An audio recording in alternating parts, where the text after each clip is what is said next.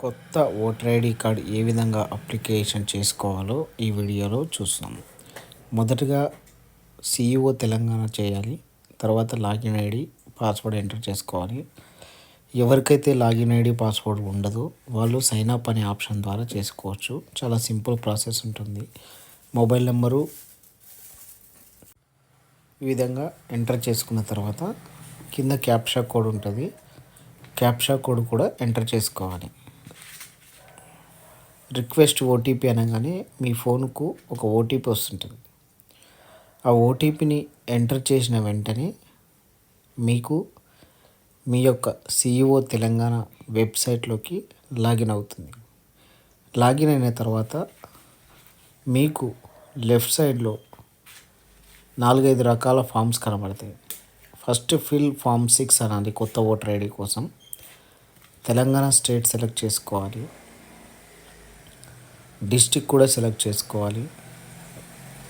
ముఖ్యంగా గమనించవలసింది ఏంటంటే మీ ఆధార్ కార్డులో ఉన్న అడ్రస్కు అనుగుణంగా మీ యొక్క కాన్స్టిట్యున్సీని సెలెక్ట్ చేసుకోవాలి.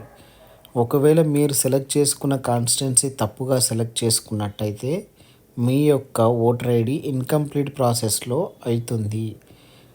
గమనించాలి ఏంటంటే మీ యొక్క కాన్స్టిట్యున్సీని కరెక్ట్గా ఎంట్రీ చేయాలి. ఒకవేళ తెలియనట్టయితే ఎవరినన్నా అడిగి కాన్స్టిట్యున్సీ ఏ కాన్స్టిట్యున్సీ వస్తుందనేది జాగ్రత్తగా సెలెక్ట్ చేసుకోవాలి.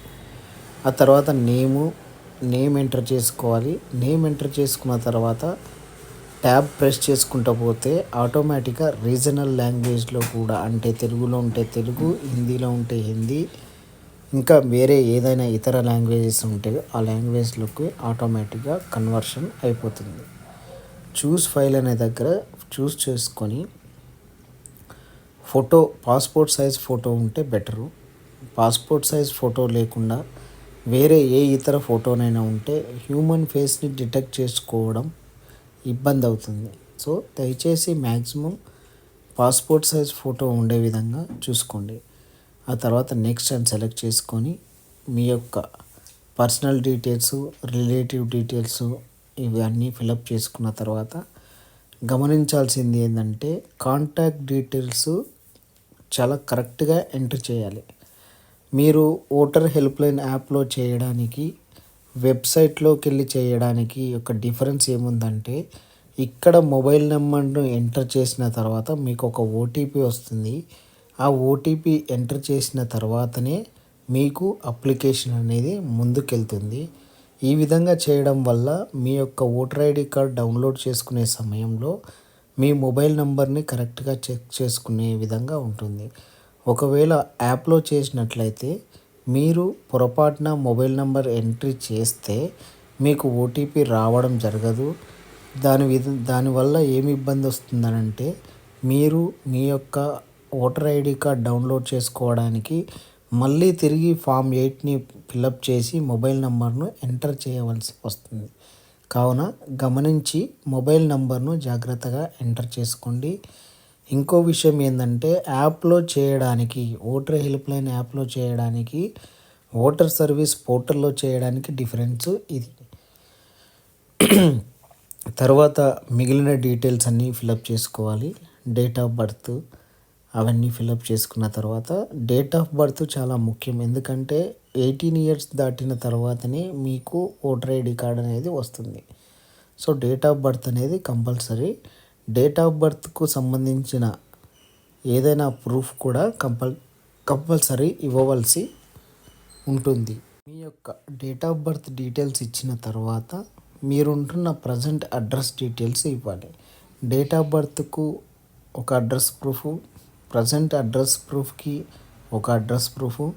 చాలామంది డౌట్ ఏంటంటే ఆధార్ కార్డులో ఒక అడ్రస్ ఉంటుంది, వాళ్ళు ఉంటున్న ఇంట్లో ఒక అడ్రస్ ఉంటుంది. కావున దయచేసి మీరు ప్రస్తుతం ఏ రెసిడెన్స్లో అయితే ఉంటున్నారో ఆ యొక్క కరెంటు బిల్లు కానీ, గ్యాస్ బిల్లు కానీ, ఎలక్ట్రిసిటీ బిల్ కానీ, వాటర్ బిల్లు కానీ తీసుకొని ఆ యొక్క వాటర్ బిల్ అడ్రస్లో ఏదైతే ఉంటుందో ఆ అడ్రస్ని ఎంటర్ చేసుకోగలరని గమనిక. ఒకవేళ మీరు విలేజెస్లో ఉన్నా కూడా విలేజెస్లో మీకు ఓటర్ ఐడి లేనట్లయితే సిటీలో అప్లై చేసుకోవచ్చు. సిటీ వాళ్ళు విలేజ్లో అప్లై చేసుకోవాలనుకుంటే అక్కడ విలేజ్లో ఉన్న ఎలక్ట్రిసిటీ బిల్ తీసుకొని అక్కడ కూడా అప్లై చేసుకోవచ్చు.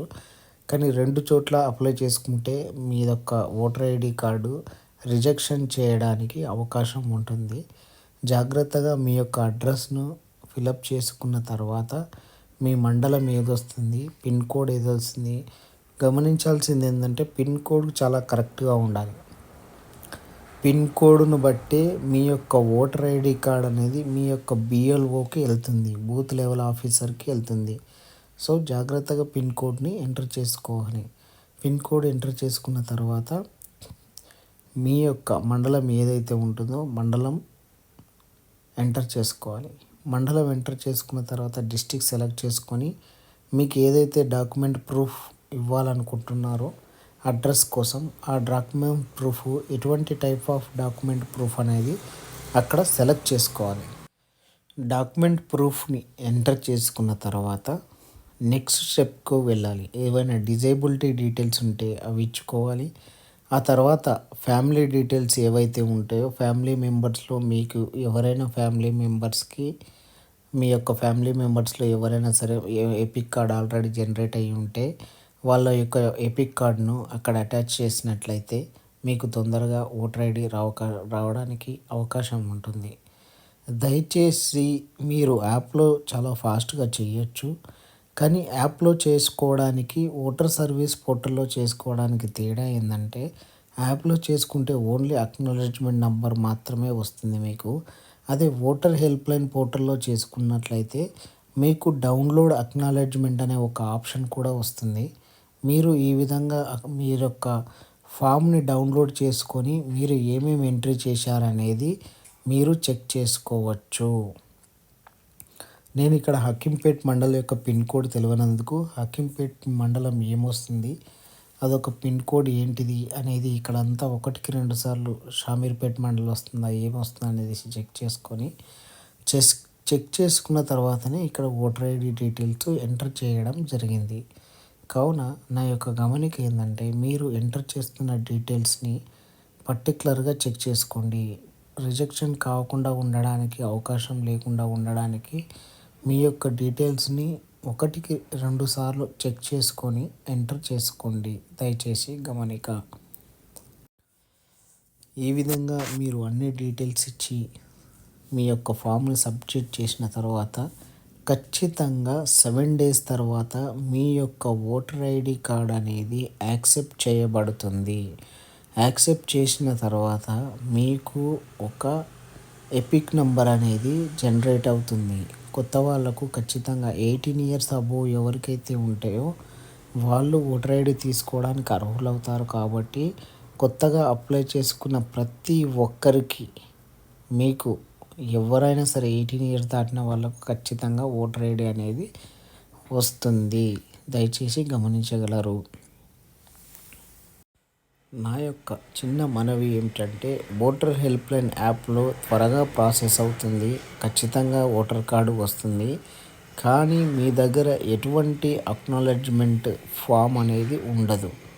కాబట్టి మీరు ఓటర్ హెల్ప్ లైన్ పోర్టల్లోకి వెళ్ళి లెఫ్ట్ సైడ్లో ఫిలప్ ఫామ్ 6 అని ఉంటుంది. ఆ ఫామ్ 6 ఫిలప్ నేను పై విధంగా చెప్పిన విధంగా ఫామ్ 6ను ఫిలప్ చేసి వితిన్ 1 week లేదా 7 రోజుల నుంచి 10 రోజుల మధ్యలో ఖచ్చితంగా మీ ఓటర్ కార్డును డౌన్లోడ్ చేసుకోవచ్చు.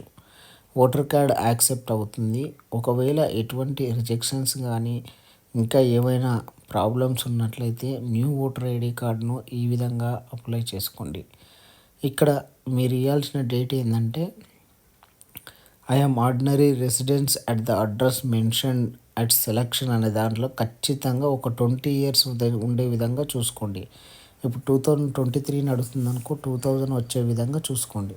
చూసుకున్న తర్వాత ఫైనల్గా ప్రివ్యూ అండ్ సబ్మిట్ అనే ఆప్షను మీకు ఓటర్ హెల్ప్ లైన్ యాప్లో ప్రివ్యూ సబ్మిట్ ఆప్షన్ రాదు. డైరెక్ట్ సబ్మిట్ అయిపోతుంది. ఇక్కడ మీరు ప్రివ్యూలో చెక్ చేసుకోవచ్చు. మీరు ఒకసారి క్యాప్షా ఎంటర్ చేసుకున్న తర్వాత మీరు ప్రివ్యూలోకి వెళ్ళి మీ ఫామ్ని ఏమైతే సబ్మిట్ చేశారో ఫోటో కానీ ఎటువంటి డీటెయిల్స్ మొబైల్ నెంబర్ కానీ మీ యొక్క నేమ్ కానీ, మీ యొక్క కాన్స్టిట్యున్సీ కానీ, మీ యొక్క మండలం కానీ ప్రతి ఒక్కటి మీరు ఈ విధంగా ప్రివ్యూ అండ్ సబ్మిట్‌లో ప్రివ్యూలోకెళ్ళి ప్రతీది డీటెయిల్స్‌గా చెక్ చేసుకున్న తర్వాతనే మీరు సబ్మిట్ చేసుకోవచ్చు. దయచేసి గమనించగలరు. ఎందుకంటే యాప్‌లో చేసుకునే దానికన్నా ఓటర్ సర్వీస్ పోర్టల్‌లో చేసుకుంటే ఈ యొక్క బెనిఫిట్‌ని మీరు పొందగలుగుతారు. ఫస్ట్ టైం ఎవరైనా నా ఛానల్ చూస్తున్న వాళ్ళు ఉంటే దయచేసి నా ఛానల్‌ను సబ్స్క్రైబ్ చేసుకోండి. మిగిలిన వీడియోస్ మీకు లేటెస్ట్ కొత్త అప్డేట్స్ వీడియోస్ వస్తుంటాయి. జెన్యూన్ వీడియోస్ ఉంటాయి. దయచేసి నా ఛానల్‌ని సబ్స్క్రైబ్ చేసుకోగలరని ప్రార్థన. Thank you so much.